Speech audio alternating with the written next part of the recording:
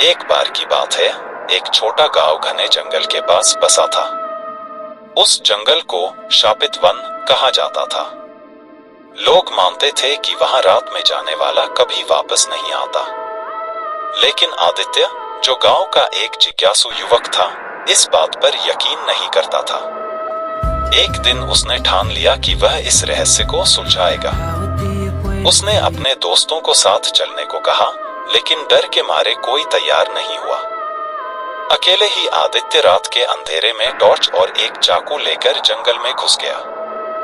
जंगल में घुसते ही अजीब अजीब आवाजें सुनाई देने लगी। अचानक पेड़ों के बीच किसी के चलने की आहट आई।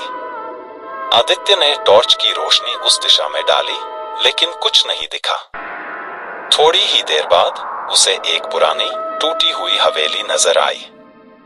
वह हिम्मत जुटाकर हवेली के अंदर गया। हवेली के अंदर हर चीज पर धूल जमी थी। तभी एक कमरे से हल्की सी रोशनी दिखाई दी। आदित्य दरवाजा खोलकर अंदर गया।